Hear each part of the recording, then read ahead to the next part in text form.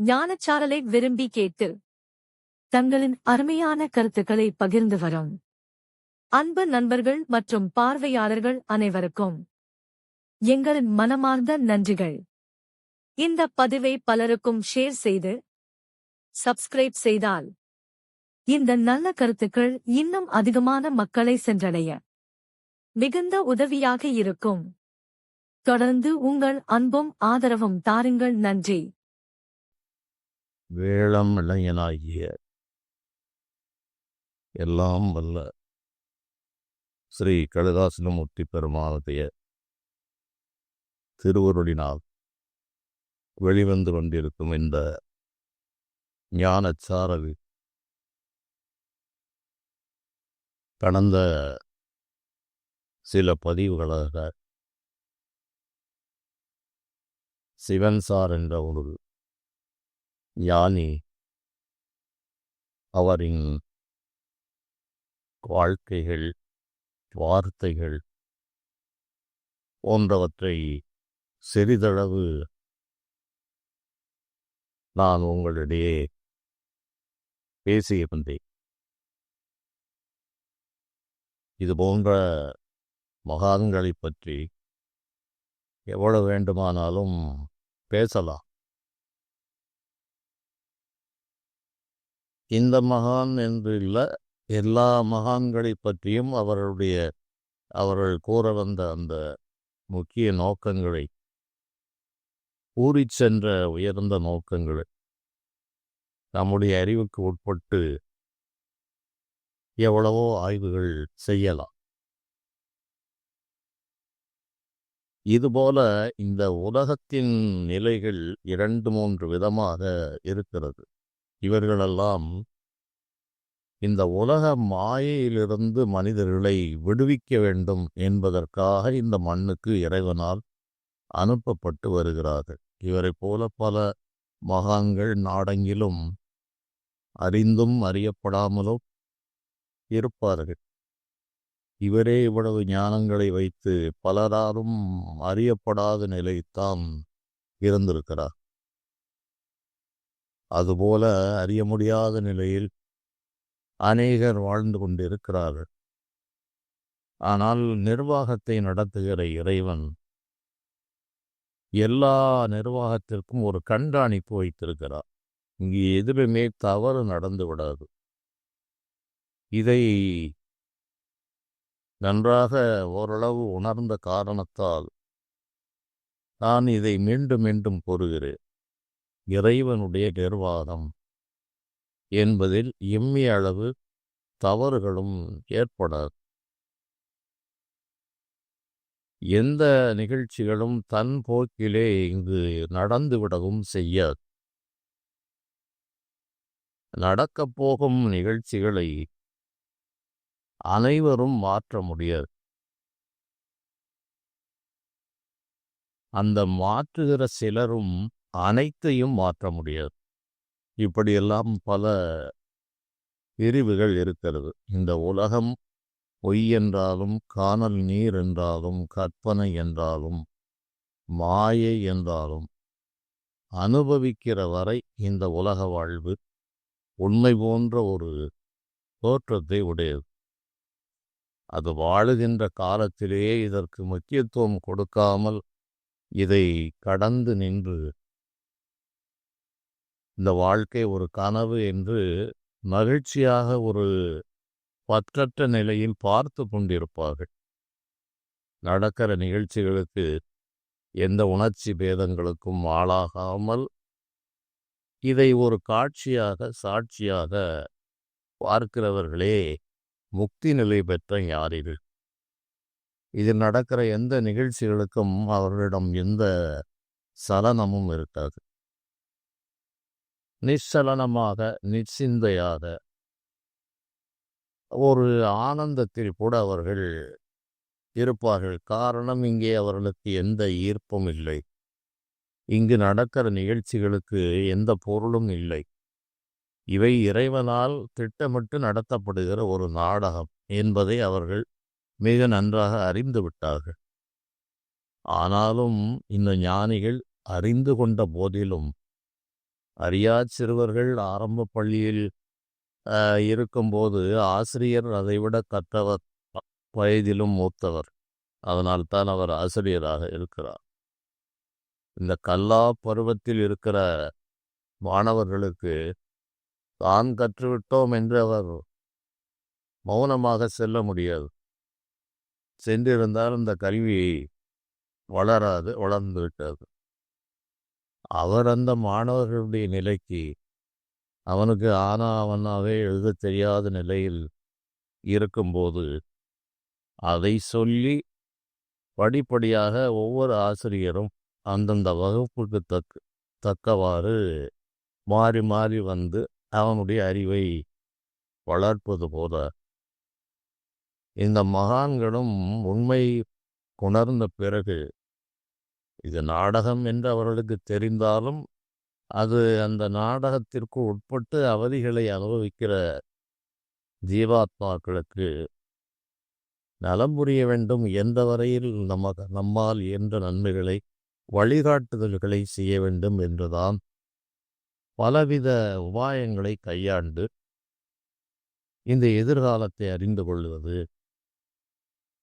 இறைவனிடம் வேண்டி இந்த கஷ்ட நஷ்டங்களை எவ்வாறு குறைத்து கொள்வது,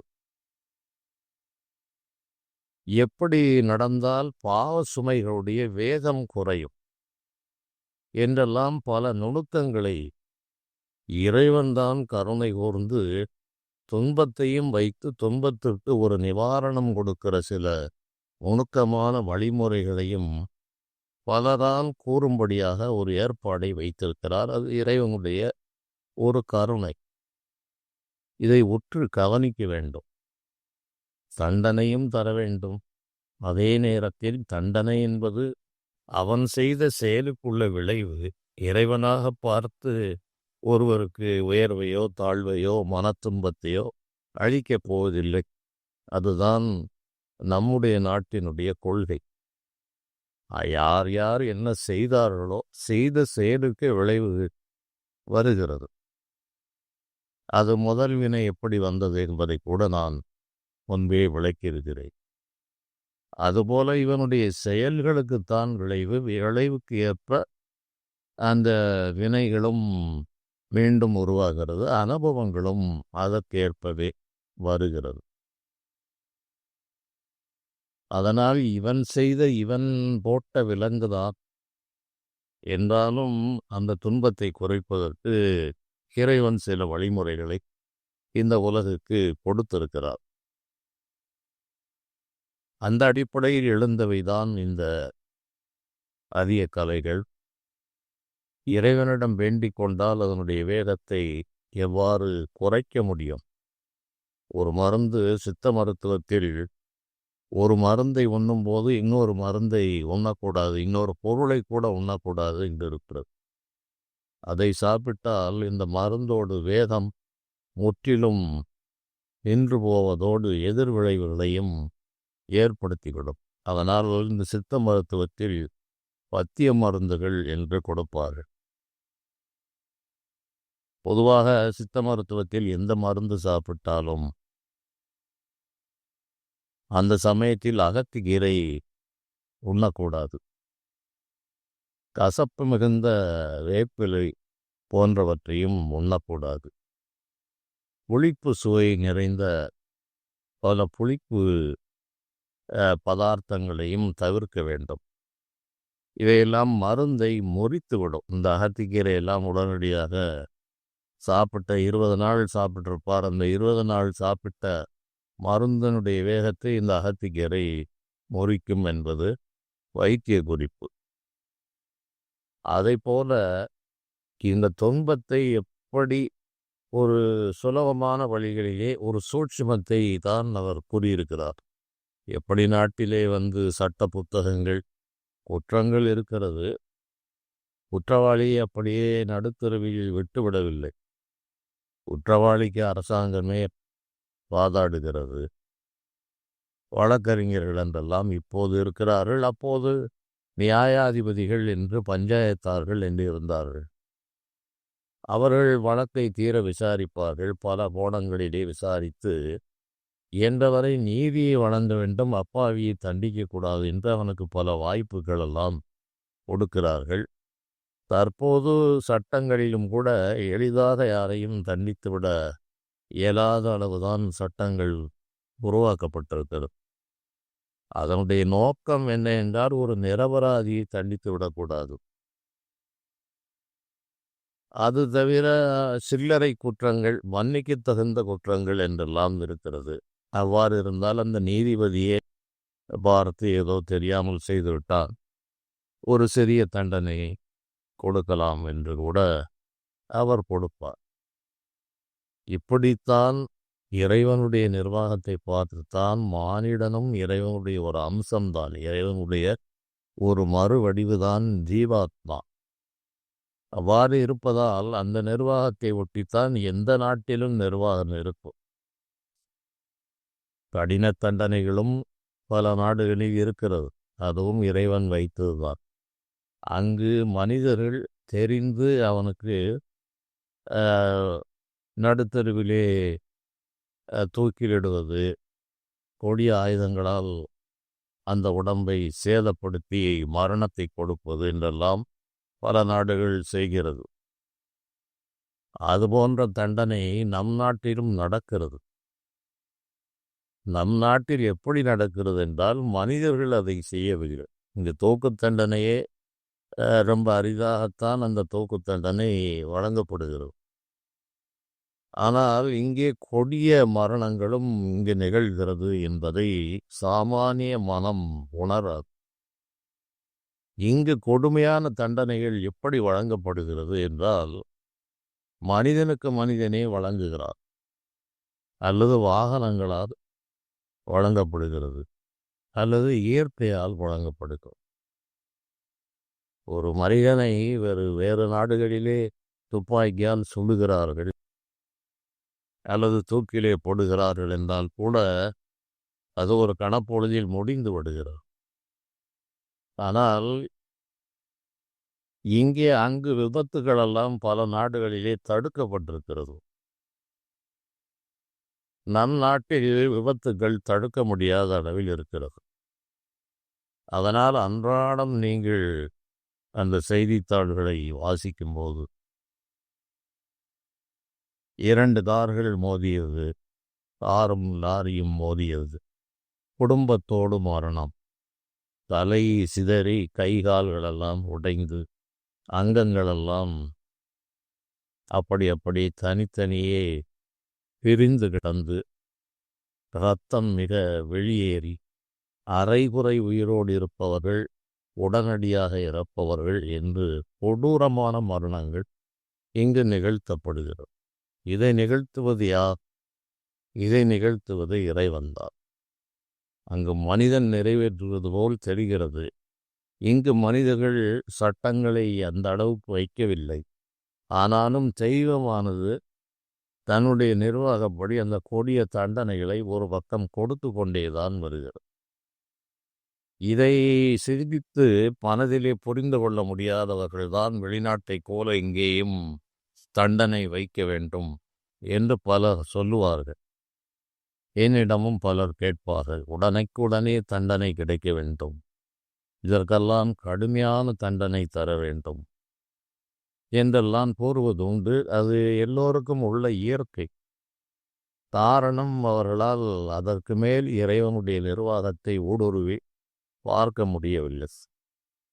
அதனால் தங்களுடைய மனதிலே எழுகிற அந்த ஆசைகளை, எண்ணங்களை அவர்கள் கூறுகிறார்கள். ஆனால் நம் நாட்டில் இது போன்ற கொடிய மரணங்கள், மின்சாரத்தை தொட்டு ஒருவன் இறக்கிறார், அது ஒரு கொடிய மரணம். இதுபோல லாரியில் ஏறுகிறது, தலை மட்டும் அப்படியே அரைக்கப்படுகிறது, இது ஒரு கொடிய மரணம். இது வேறு நாடுகளில் கூட அவ்வாறு இருக்க அந்த மரணங்கள் உடனடியாக நடந்து விடுகிறது. இதில் விபத்தில் அடிபட்டு கை கால்களெல்லாம் போய் அவன் குற்றுயிரும் குலையுருமாக மருத்துவமனையில் பல காலம் கிடக்கிறான். அது ஒரு விதமான தண்டனை. உயிராது போய்விட்டால் உடனடியாக ஒரு விடுதலையாக கிடைக்கும். இது அதுவும் இல்லாமல் மருத்துவமனையில் கிடந்து ஒரு கைகால்கள் போய் பிழைத்து வருவோம். எஞ்சிய காலத்தை இந்த ஊனமான உடலோடு வாழும் நிலைக்கு வருகிறார். இப்படி தண்டனைகளும் நாம் நினைப்பது போலெல்லாம் இறைவனுடைய நிர்வாகத்தை அமைத்து விடவும் முடியாது. இதில் யாரும் தப்பிவிடவும் முடியாது. ஆகவே மனிதர்கள் தேவையில்லாத கவலைகளும் தேவையில்லாத சிந்தனைகளையும் மனதிலே இழுத்து வைத்துக் கொண்டு தங்களை பற்றி கவலையை விட்டுவிட்டு ஊர் உலகத்தை பற்றி நாட்டை பற்றி பல கவலைகளுக்கு தாங்களே ஆளாகிறார்கள். சிலந்தி தான் கட்டிய வலையிலே சிறைப்பட்டது போல. இப்படி இறைவனுடைய ஒழுங்குமுறைகளில் இறைவனே இந்த எதிர்காலத்தை கண்டுபிடித்து இந்தந்த வழிகளில் சென்றால் உன்னுடைய துன்பங்கள் குறைக்கப்படும் என்றுதான் கூறியிருக்கிறார். நீக்கப்படுவது அரிதாக இறைவனால் நீக்கப்படுகிறது.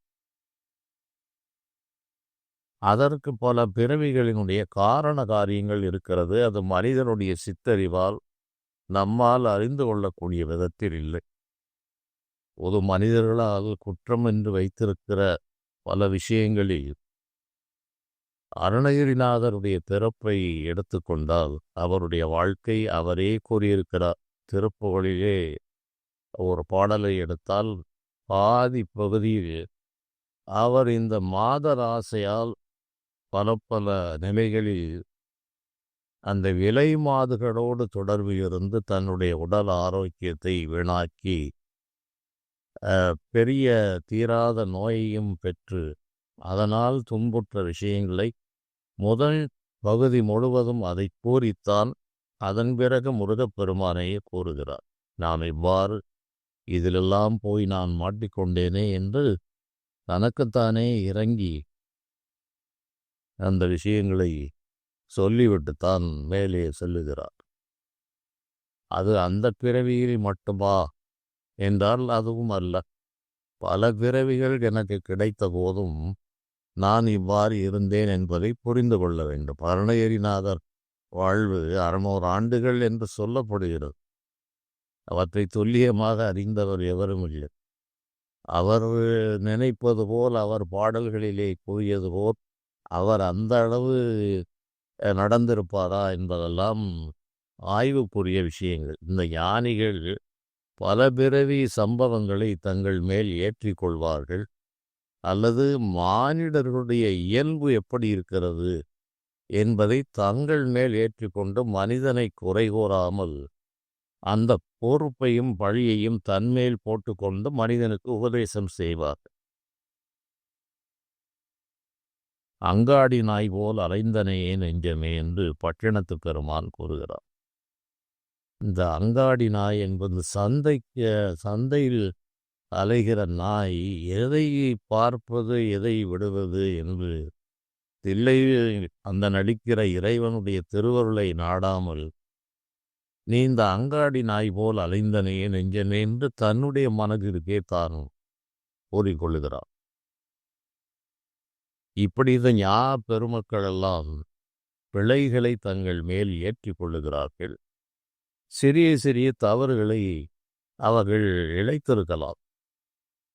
அதனால்தான் இறைவன் அந்த தவறுகளை எல்லாம் தள்ளுபடி செய்து அவர்களுக்கு உயர்ந்த ஞானத்தை அரிதான அந்த தன்னுடைய தரிசனத்தையும் கொடுத்து அவர்களை உயர்த்தி இன்றளவும் பேசும் விதமாக வைத்திருக்கிறார்.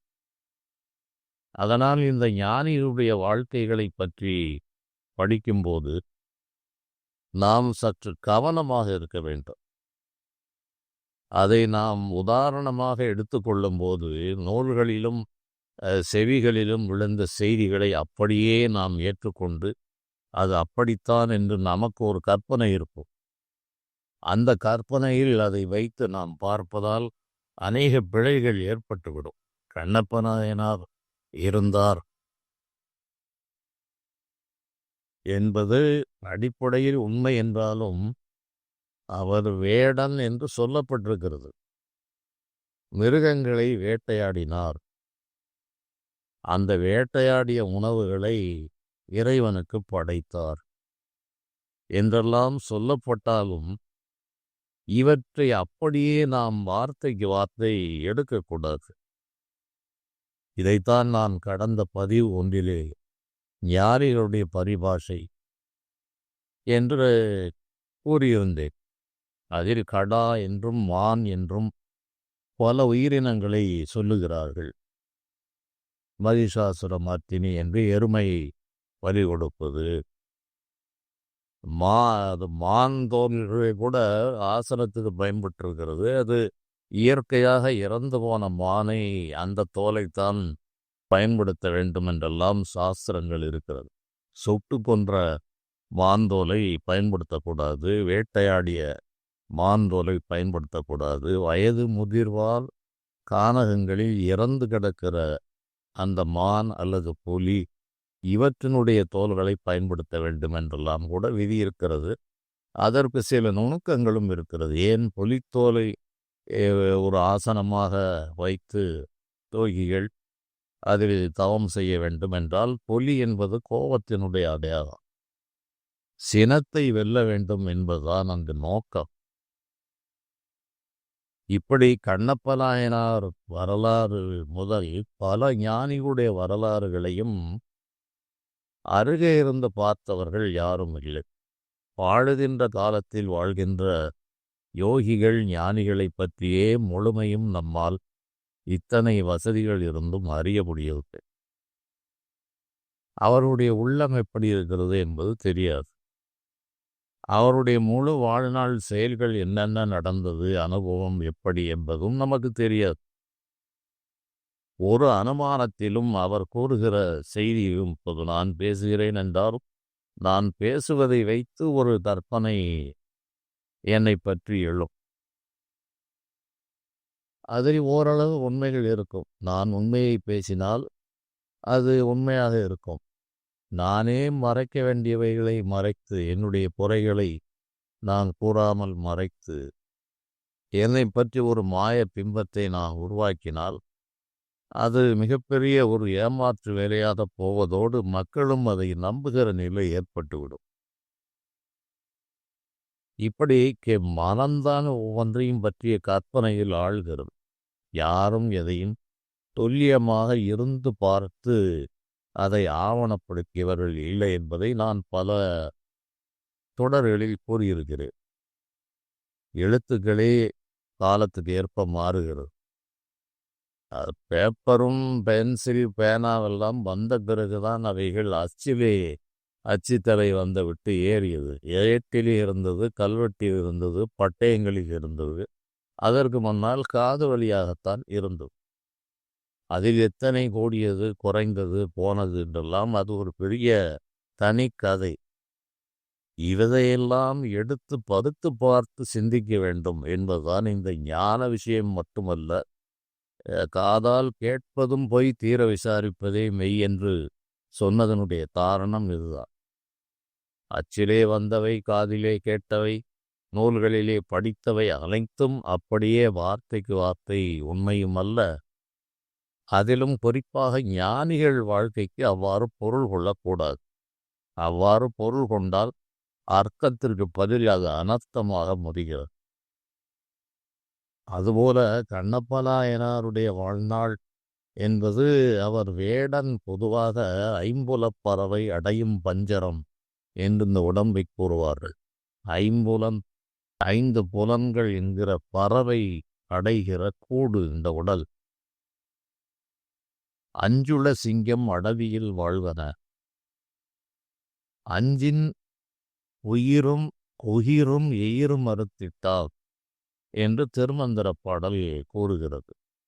5 சிங்கங்கள், இந்த அடவி என்றால் காடு, இந்த காட்டில் 5 சிங்கங்கள் வாழ்கிறது. அதோட பல்லையும் நகத்தையும் வெட்டி எறிந்து விட்டால் அந்த சிங்கங்கள் நமக்கு வசப்படும் என்று திருமூலர் பெருமாள் கூறுகிறார். அப்போது வேட்டையாடுவது என்பது என்ன, வேட்டைக்குரிய பொருள் என்ன என்று மனிதர்களுக்கு தெரிகிற விதமாக சிலவற்றை உதாரணமாக சொன்னார். இந்த சிங்கத்தையும் திருமந்திரம் கூறுகிறது, பசுக்களையும் கூறுகிறது. பார்ப்பானகத்தில் பால் பசு 5 உள மேய்ப்பாருமின்றி வெறித்துத் தெரிவன. மேய்ப்பாரும் உண்டேல் வெறியும் அடங்கினால் பால்பசு ஐந்தும் பாலாய் சொரியுமே என்று சொல்லுகிறார். பார்ப்பானகத்தில் பால்பசு ஐந்து உண்டு. பார்ப்பான் என்பதற்கு பல ஞானிகளும் சொல்லியிருக்கிறார். தன்னைத்தான் எவன் ஒருவன் பார்ப்பானோ அவனே பார்ப்பான். பார்ப்பானை பார்த்திருந்தேன் என்று வேதாந்த பாடல்கள் சொல்லுகிறது. காண்பான் காட்சி காணப்படும் பொருள் என்பதை திரிபுடி என்று வேதாந்தம் கூறுகிறது. அந்த காண்பான் என்பதுதான் இங்கு பார்ப்பான் என்று சொல்லப்படுகிறது. அதை இந்த பிரம்மதேவனையும் பார்ப்பான் என்று சொல்கிற வழக்கமும் உண்டு. அந்த பார்ப்பானுடைய அகம் என்றால் இந்த பிரம்மனால் செய்யப்பட்ட இந்த உடம்பு எந்த ஒரு பொருளிலும் அதை எடுப்பார்கள். அந்த பார்ப்பான் என்பது ஜீவன் என்ற அமைப்பில் ஜீவன் குடியிருக்கிற உடல். இப்படி ஒரு சொல்லுக்கு பல பொருள்கள் விரிந்து கொண்டே போகும். பார்ப்பானகத்தில் பால்பசு ஐந்து உண்டு என்றால் இந்த ஐம்புலன்கள் இருக்கிறது. இந்த ஐம்புலன்களும் தன்வசப்பட்டால் அது இவனை உயர்த்துகிறது. தன் போக்கிலே வெளியே சுற்றித் திரிந்தால் வெறி கொண்டு அலைகிறது. அதைத்தான் ஓர் இடத்தில் சிங்கம் என்று சொன்னார். அந்த சிங்கம் கட்டுப்பாடு இல்லாமல் மூர்க்கமாக திரிகிறது. அது ஏன்? சிங்கத்தினுடைய பலம் அதனுடைய பல்லிலும் நகத்திலும் தான் இருக்கிறது. இந்த இரண்டையும் எடுத்து விட்டால் சிங்கத்தால் ஒன்றும் செய்ய முடியாது. சிங்கத்தை கண்டு மனிதன் பயப்படுகிறான் என்றால் அதற்கு ஒரு மென்மையான வாயும் கிழிக்கிற நகங்களும் இல்லாவிட்டால் அந்த சிங்கம் எதுவும் செய்ய இயலாது. அதனுடைய பலம் அதில் இருக்கிறது. ஆகவே அதை உள்முகமாக திருப்பி இதை வெட்டிவிடு, அதுதான் வேடனுடைய வேலை, இதை செய்துவிடு என்று கூறுகிறார். அதுபோல இந்த மேய்ப்பாரும் இல்லாமல் வெறித்து திரிகிற பசுக்களை மேய்ப்பாரும் உண்டேல் வெறியும் அடங்கினால் பால்பசு ஐந்தும் பாலாய் சொரியுது. அது உள்முகமாக திரும்பி ஞானமாகிய பாலை ஒழிகிறது. இந்த இடத்தில் மாடு என்று அது பால் கொடுக்கிறது என்று அப்படியே பொருள் கொள்ள முடியாது. சிங்கம் என்றும் பொருள் எடுக்க முடியாது. இதை போலவே நரி என்றும் கூறுகிறார்கள், பரி என்றும் கூறுவார்கள். நரிகள் 14 நஞ்சுண்டு செத்தன, கரிய புறவியும் பாரிப் பறந்தது, துரியம் இறந்த இடம் சொல்ல ஒண்ணாது என்று துரியம் இருப்பதும் ஜாக்கிரத்துள்ளே. நரிகள் 14 நஞ்சுண்டு செத்தன, கரிய புறவியும் பாரில் பறந்தது, துரியம் இறந்த இடம் சொல்ல ஒண்ணாதே என்பது திருமந்திரம். இவையெல்லாம் மிக ஆழமான பொருள்கள் நிறைந்தது. ஏற்பதற்கு பொறுமையும் காலமும் இருந்தால் அது இவை எளிதாக இருக்கும். இல்லாவிட்டால் இது அவ்வளவு ரசிக்கக்கூடிய விதமாக இருக்காது. இது ஆன்மீகத்தில் ஆழமான நுணுக்கமான விஷயங்களை கேட்க வேண்டும் என்ற வேட்கை உடையவர்களுக்கு இது ஒரு மிகப்பெரிய ஒரு வரப்பிரசாதமாக அமை. துரியம் இருப்பது சாக்கிரத்துள்ளே. துரியம் என்பது ஒரு அவஸ்தை. இதை அநேகர் தெரிந்திருப்பார்கள். மனிதர்களுக்கு மிக உயர்ந்த நிலை துரிய நிலை என்று சொல்லப்பட்டிருக்கிறது. அதற்கு மேல் துரிய அதீதம் என்பதும் சொல்லியிருக்கிறார்கள். அது இறைவனோடு இரண்டற்று ஒன்றுவது துரிய அதீத நிலை. துரிய நிலையே போதுமானதாக அநேகரால் உணரப்படுகிறது.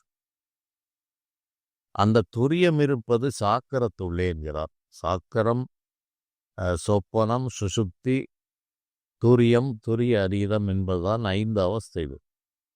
அதில் முதல் அவஸ்தை என்பதுதான் ஜாக்கிரதை என்று சொல்லப்படுகிறது. 4வது உயர்ந்த அவஸ்தை எப்படி முதல் அவஸ்தையாகிய ஜாக்கிரத்திற்குள் இருக்கும் என்பதை சிந்திக்க வேண்டும். இவைகளுக்கு அப்படியே பொருள் எடுக்கிற காரணத்தால் வருகிற இடர்பாடுகளுக்காக இது போன்ற பல உதாரணங்களை நான் கூறுகிறேன்.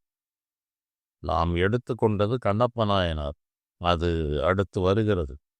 ஆனால் அதற்கு முன்பு பல விஷயங்களை யோகிகள் ஞானிகள் எந்தெந்த இடங்களிலெல்லாம் எப்படி பயன்படுத்தி இருக்கிறார்கள் என்று அதை நான் விளக்கிவிட்டு கண்ணப்ப நாயனாருடைய விஷயத்தை சொன்னால் எளிதாக உங்களால் கிரகித்துக் கொள்ள முடியும்.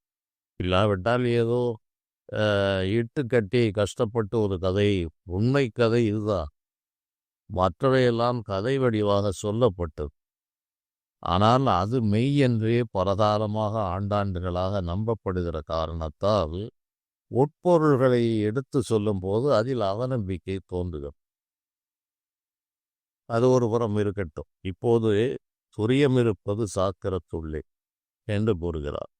நரிகள் 16 நஞ்சுண்டு செத்தன. இவையும் இந்த பரிபாஷையான செய்திகள். நரிகள் 16 என்றால் உள்ளே இருக்கிற பஞ்ச கர்மேந்திரியம், பஞ்ச ஞானேந்திரியம், அந்த கரணங்கள் 4.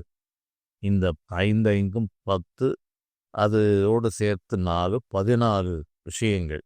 கர்மேந்திரியம், ஞானேந்திரியம், அந்த கரணங்கள், இவையே தான் நரி என்று சொல்லப்படுகிறது. நரிகள் 14 நஞ்சுண்டு செத்தன.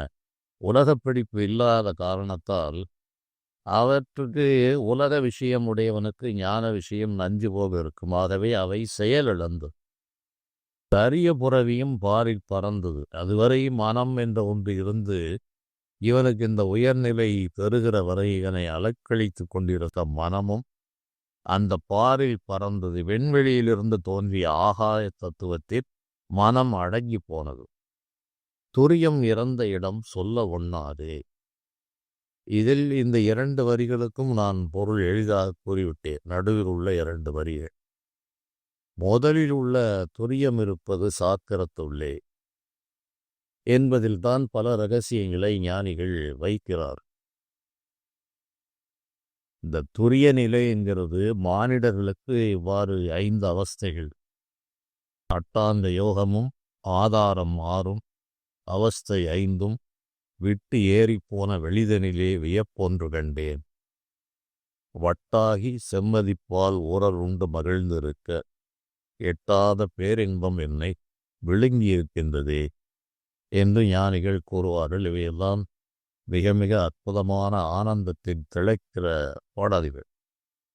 இதுபோன்ற உயர்ந்த ஞானத்தை, அமுதத்தை பருகியவர்கள் அவர்கள்.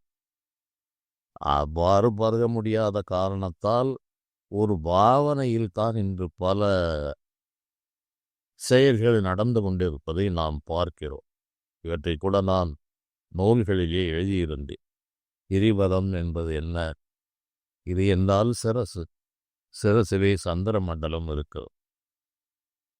இந்த வாசி சிரசை சுற்றி வலம் வந்து சந்திர மண்டலம் இலக்கமாகி அங்கிருந்து அமுததாரைகள் வருவதான் பௌர்ணமி கிரிவலம். இதை ஒவ்வொரு மனிதனும் யோக சாதனையில் தனக்குள் செய்ய வேண்டும். அல்லது இவனுக்கு தெரியாமல் இறைவன் அந்த செயலை செய்து சந்திர மண்டலத்திலிருந்து அமுதத்தை இவனுக்கு வழங்க வேண்டும்.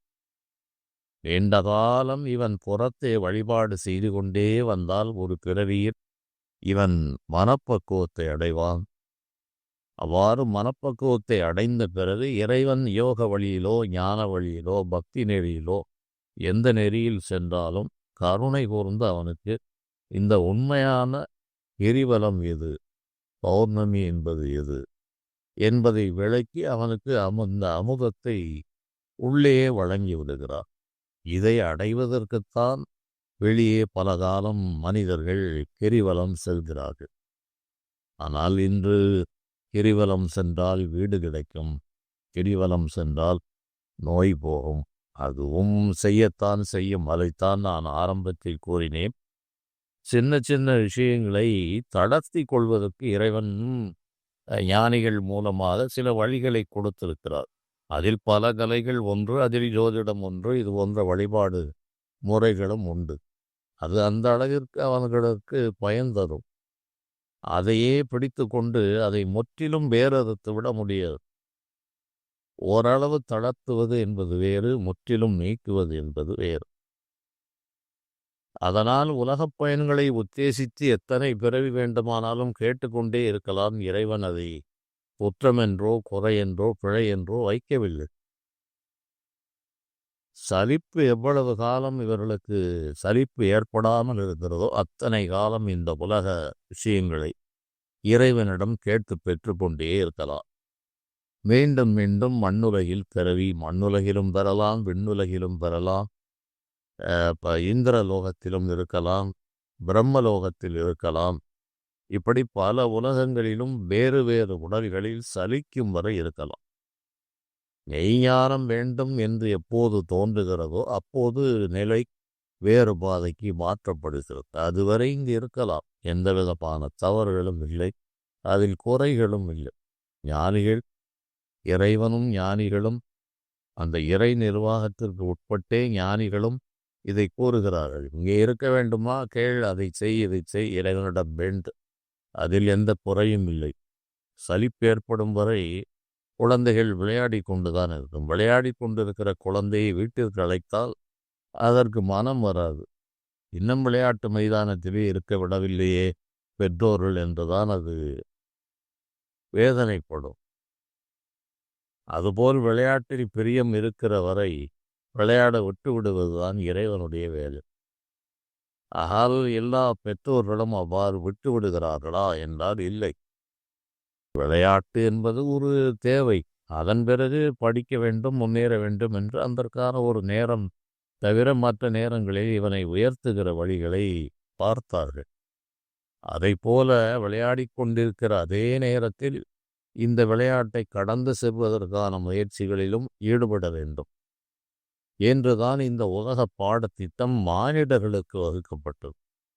அந்த மானிட நிலையிலும் கல்வி கற்று மேலே உயர வேண்டும் என்று விரும்பினால் மட்டுமே இது பொருந்தும். எனக்கு இந்த கல்வியெல்லாம் தேவையில்லை, ஏதோ உண்டோம், உடுத்தினோம், உறங்கினோம் என்று போதும் என்ற நிலையில் இருந்தால் இதை பற்றி அக்கறை கொள்ள வேண்டிய அவசியமில்லை, எந்த சாஸ்திரங்களை பற்றிய சிந்தனையும் இல்லை, ஆராய்ச்சியும் இல்லை என்று விட்டுவிடலாம். இப்படி இந்த நிலையில் இறைவன் இந்த துரியம் இருப்பது சாக்கரத்துள்ளே என்று நான் கூறியது போல அவஸ்தைகள் 5 என்று அட்டாங்க யோகமும் ஆதாரம் மாறும் அவஸ்தை 5ம் விட்டு ஏறிப்போன வெளி என்று ஞானிகள் கூறுகிறார்கள். இதில் உருவம் எடுக்கிற இறைவன் சகுண பிரம்மம் என்று சொல்லப்படுகிறார். சகுண நிலையில் சிவபெருமான் என்று நாம் கூறுகிறோம். நாராயணனும் அவர்தான், அம்பாளும் அவர்தான், முருகனும் அவர்தான், விநாயகரும் அவர்தான், இன்னும் என்னென்ன தெய்வங்களெல்லாம் இருக்கிறதோ அது தெய்வம் ஒன்றுதான். ஒன்றன்றிரு தெய்வம் உண்டன்றிரு என்றுதான் பட்டணத்து பெருமான் கூறினார். தெய்வம் உண்டு என்று நினைப்பது கூட இரண்டாவது. அதற்கு முன்னால் ஒன்றன்றிரு, ஒன்றுதான் தெய்வம், அதற்கு பிறகுதான் உண்டு என்ற வார்த்தை கூறுவதை கவனிக்க வேண்டும். ஆகவே ஒரு தெய்வம், அந்த சிவபெருமான் என்று வைத்து கொண்டால் சிவனை பிரதானப்படுத்தி சொல்வார்கள். விஷ்ணு புராணத்தில் விஷ்ணுவை சொல்வார்கள். இதையும் நான் முன்பே கூறியிருக்கிறேன். இது போன்ற சில்லறை குழப்பங்களில் ஈடுபட தேவையில்லை. ஆகவே சிவபெருமான் உருவம் கொண்டு வருகிற போது சகுண பிரம்ம நிலையில் அவர் இருக்கிறார். ஈஸ்வரன் என்ற நிலையை அவர் பெறும்போது சுத்த மாயை என்ற ஒரு நிலையை அவர் பெற்றுதான் மானிடர்களோடு விளையாடுகிறார், திருவிளையாடல் செய்கிறார், தோன்றுகிறார். அம்பாள் மீனாட்சி தேவி வந்து அந்த மதுரையை ஆண்ட கலெக்டர் பீட்டர் என்பவருக்கு 8 வயது குழந்தையாக அவருடைய மாளிகை இடியப் போகிறது என்று அவர் தினந்தோறும் மீனாட்சியை வணங்கி நம்பிக்கை உடையவராக இருந்தார். அவரை பீட்டர் பாண்டியன் என்று கூறுவார்கள். இவையெல்லாம் நடந்த செய்திகள். கடும் மழைக்காலங்களில் ஒரு நாள் அவருடைய இரவு நேரத்தில் ஒரு சிறு குழந்தை போய் வேகமாக வந்து இவரை கையை பிடித்து அந்த குழந்தை இழுத்து வந்தது. வெளியே வந்தவுடன் அந்த மாளிகையில் எடி விழுந்து மாளிகை உடைந்தது என்று அவருடைய வரலாறு. அவரே அதை ஆவணப்படுத்தி இருக்கிறார். மீனாட்சி தேவிதான் அவ்வாறு குழந்தையாக ஒளிரூபமாக வருகிறார்கள்.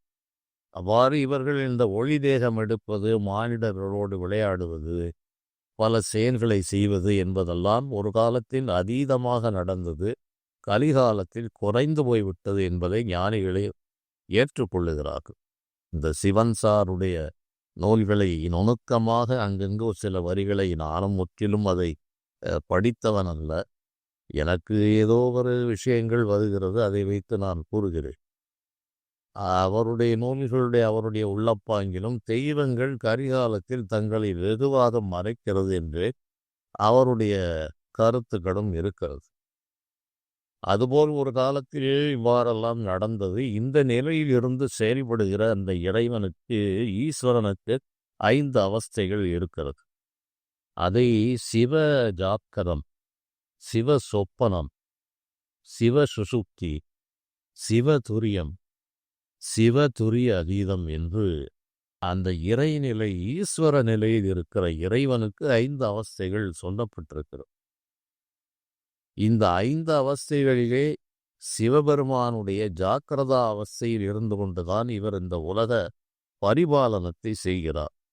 எப்படி மானிடன் விழித்திருந்தால் மட்டுமே இந்த உலக காரியங்களை கவனிக்க முடியுமோ, அதுபோல அவர் எல்லையிலா நிலையில் இருப்பவர். இந்த உலக காரியங்களை கவனிக்க வேண்டும் என்ற ஒரே காரணத்திற்காக அவர் சிவ ஜாக்கரம் என்ற நிலையில் இருந்து இந்த சிருஷ்டியாதி தொழில்களெல்லாம், நிர்வாகங்களை எல்லாம் செய்கிறார்.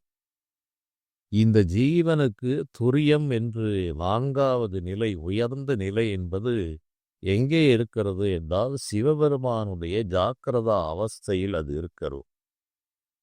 ஜீவனுக்கு அதுவே உயர்ந்த நிலை, சிவபெருமானுக்கு அதுவே ஆரம்ப நிலை. அதனால் தான் துரியம் இருப்பது சாக்கரத்துள்ளே என்று கூறிவிட்டு, இந்த ஜீவனை பந்தப்படுத்திய நரிகள் 14 நஞ்சுண்டு செத்தன, கரிய புறவியும் பாரில் பறந்தது, துரியம் இறந்த இடம் சொல்ல ஒண்ணாதே என்று கூறுகிறார். இந்த துரியம் இறந்த இடமாகிய சிவபெருமானுடைய ஜாக்கிரதா அவஸ்தை நிலை இருக்கிறதே, அதை ஜீவர்களால் வாய்விட்டு வெளிப்படுத்த முடியாது. ஏனென்றால் சிவபெருமான் ஞானத் தலைவர். ஞானத் தலைவருடைய ஜாக்கிரதா அவஸ்தை என்பது ஒரு எல்லை இலக்கணமோ அழகே இல்லாத நிலை. அதை யாராலும் விவரித்து வாயினால் வாக்கினால் உரைக்க ஒண்ணா பேரின்ப அனுபவம், அது வார்த்தைக்கு அடங்காது என்று திருமூலர் பெருமான் தெளிவாக கூறுகிறார். அந்த துரியம் இறந்த இடம், துரியம் இறந்த இடம் என்பது ஜீவனுடைய துரியம் சிவ ஜாக்கிரத்தில் இறக்கிறது. துரிய அதீத நிலை அங்கு அடைகிறார். அந்த துரியம் இறந்து துரிய அதீத நிலையில் அந்த சிவபெருமானுடைய ஜாக்கிரதா அவஸ்தையை தொடுவதே ஒரு ஜீவனுக்கு இறுதி நிலை. அந்த நிலையை நம்மால் வெளிப்படுத்தி சொல்ல முடியாது என்று இவ்வாறு இவர்களெல்லாம் பல விதங்களில் கூறியிருப்பதெல்லாம் ஆழ்ந்து சிந்திக்க வேண்டும்.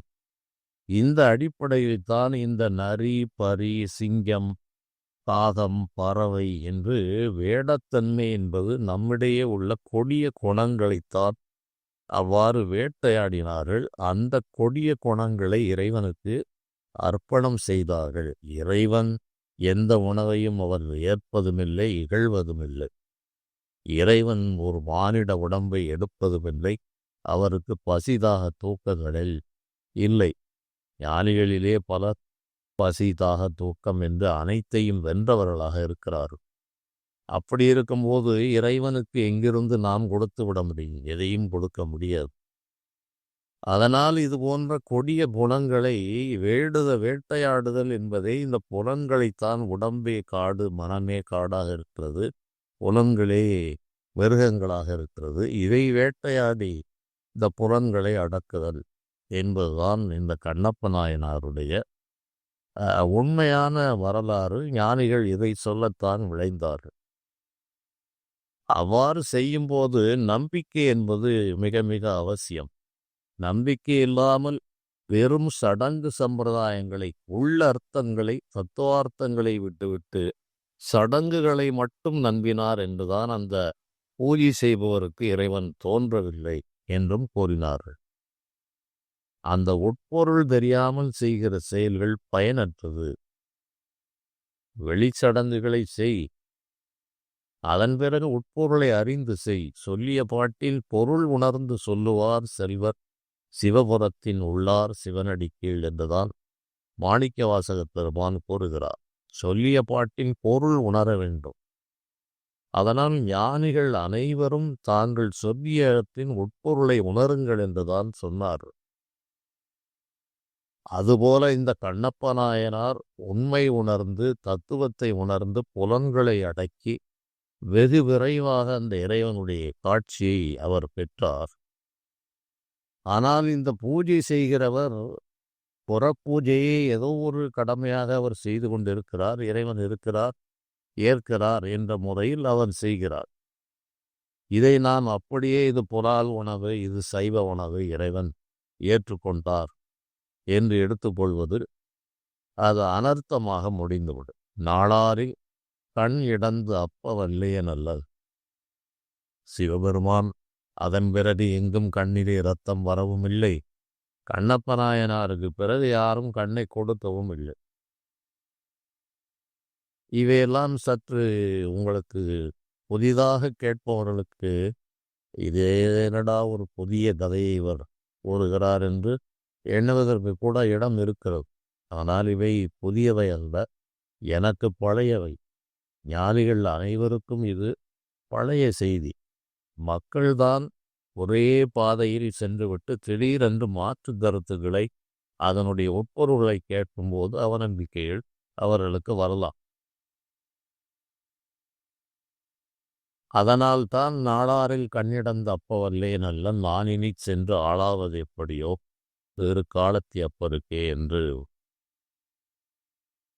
காளஹஸ்தி என்று அந்த சொல்லுக்கு கூட பொருள் இருக்கிறது. காலம், ஹஸ்தி என்றெல்லாம் எல்லாம் இந்த மானிட சரீரத்தில் உள்ள எலும்பு, உள்ளே இருக்கிற மஜ்ஜை இவற்றை குறிப்பதுதான் இந்த காளஹஸ்தி என்பதெல்லாம். அதுபோல இந்த வேடுவ தொழில் என்பது இந்த மானிட சரீரத்தில் உள்ள கொடிய அடங்காத இந்த புலன்களை அடக்குவதுதான் ஒரு வேடன், சத்திரியன் என்றெல்லாம் சொல்லப்பட்டிருக்கிறது. மிகப்பெரிய ஆழமான விஷயங்கள். இன்றைய செய்தி என்ன என்றால், கடந்த ஒரு இதில் சொல்லியிருந்தேன், ஞானிகளுடைய பரிபாஷையை நான் பின்னால் விளக்குகிறேன் என்று. அந்த அடிப்படையில் எழுந்தது இன்றைய உரை. இது ஓரளவு உங்களுக்கு வேறு ஒரு பாதையை காட்டியிருக்கும் என்று நான் நம்புகிறேன். இதுபோல இந்த அடிப்படையை கூறிவிட்டு மேலும் மேலும் இது சம்பந்தமான பல நுணுக்கங்கள் இருக்கிறது. அதை கூறுவதற்கு முன்பு மனதை தயார் செய்ய வேண்டும்.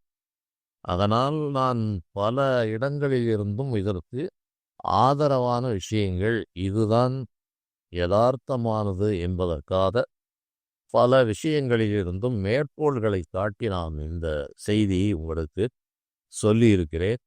அது கடைசியாக இன்னொரு செய்தி, இந்த கண்ணப்ப நாயனாருடைய வரலாறை ஒரு சுவையான ஒரு இலக்கிய பாடல், இந்த நாகர்கோயில் அருகே செய்து தம்பி பாவலர் என்ற ஒரு சதாவதானி இருந்தார். இந்த அஷ்டாவதானம், சதாவதானம் என்பது ஒரே நேரத்தில் 8 செயல்களை செய்பவர் அஷ்டாவதானி, 100 செயல்களை செய்பவர் சதாவதானி என்று கூறுவார்கள். எங்கிருந்து அறிஞர்கள் எதை கேட்டாலும் சொல்ல வேண்டும். பல பேர் செய்கிற செயல்களை எல்லாம் நினைவில் வைத்து, அவதானம் என்றால் நினைவு, அது நினைவில் வைத்து சொல்ல வேண்டும். அது ஒரு அரிய கலை. இன்று ஒரு சிலர் செய்து அங்கங்கே வருகிறார்கள். இந்த கலைகளெல்லாம் குறைந்து போய்விட்டது. இந்த செய்குத்தம்பி சதாவதானி, செய்குத்தம்பி பாவலர் என்பவர், அவர் ஒரு இஸ்லாமியராக இருந்த போதிலும் பல கலைகளிலும் வல்லவராக இருந்திருக்கிறார். அவர் ஒரு நிகழ்ச்சி நடந்தபோது அவருக்கு ஒரு பாடல் பாடும்படி ஈற்றடி என்ற கடைசி வரியை கொடுப்பார்கள். இவர் பாடல் பாட வேண்டும். கண்கெட்ட பின் என்றும் காணாத காட்சி கண்டனரே என்பது இறுதி அடி. இந்த இறுதி ஈற்றடிக்கு நீங்கள் பாடல் பாடுங்கள் என்று பல செயல் செய்து கொண்டிருக்கும் போது இடையிலே வருகிறது. உடனடியாக அவர் சிந்திக்க வேண்டும். கண்கெட்ட பின் என்றும் காணாத காட்சி கண்டனரே. அது எப்படி கண்கெட்ட பிறகு காணாத காட்சி எப்படி காண முடியும் என்று நமக்கு அதை யோசித்தால் விடை தெரிவதற்கு பல நாட்கள் ஆகும். ஆனால் இந்த சதாவதானி செய்குத்தம்பி பாவலர் அடுத்த கணமே அந்த பாடலை கூறினார். விண்டொட்டு அசையும் தருமரி காணத்து மிகு திண்ணனார் பண்பட்ட நெஞ்சத்துப் பாவாணர் போற்றும் பரமன் விழி புண்பட்டதென்று தன் கண்ணைப் பெயர்த்திப் பொருத்தி இரு கண்கட்ட வின்பு என்றும் காணாத காட்சி கண்டனரே என்று அந்த பாடலை நிறைவு செய்தார். இந்த கண்ணப்ப நாயனாருக்கு முதல் இயற்பெயர் திண்ணனார் என்று இருந்ததாக வரலாறு கூறுகிறது. விண்தொட்டு அசையும் தருமறி கானத்து வானளாவி உயர்ந்து இருக்கிற மரங்கள் நிறைந்த காட்டிலே இந்த திண்ணனார் கருமலி கானத்து மிகு திண்ணனார் பண்பட்ட நெஞ்சத்துப் பாவாணர் போற்றும் பரமன், பண்பட்ட உயர்ந்த நிலை பெற்ற ஞானிகள் போற்றுகின்ற அந்த பரமசிவனுடைய பரமன் விழி புண்பட்டது, அவருடைய விழி புண்பட்டது என்று தன்னுடைய கண்ணை பொருத்தி பெயர்த்து பொருத்தி தன்னுடைய ஒரு கண்ணை வைத்து விட்டார், அடுத்த கண்ணையும் தோண்டுவதற்கு ஆயத்தமாகி இரு கண்களும் கெட்ட பிறகு இறைவனுடைய தரிசனத்தை அவர் பெற்றார். இரு கண்கெட்ட பின்பு என்றும் காணாத காட்சியை கண்டனரே. ஊனக்கண்கள் போன காரணத்தால் அவர் ஞான கண்களால் யாராலும் காண முடியாத அந்த இறைவனுடைய காட்சியை கண்டார் என்பதிலிருந்து நான் கூறியவற்றையும் நீங்கள் சிந்தித்து பார்த்து கொள்ளலாம். ஊனக்கண்களை இழந்தால் ஞானக்கண் திறக்கும், ஞானக்கண் திறந்தால் இறை தரிசனம் கிடைக்கும். அதனால்தான் ஊனக்கண் போனாருன்னா ஞானக்கண் ஒன்று இருக்கிறது என்றெல்லாம் பின்னால் பாடல்களெல்லாம் எழுந்தும். இது ஓரளவு ஒரு சிந்தனையை தூண்டுவதாக இருக்கும் என்று நம்புகிறேன். மேலும் இது போன்ற செய்திகளை பார்க்கலாம். நன்றி.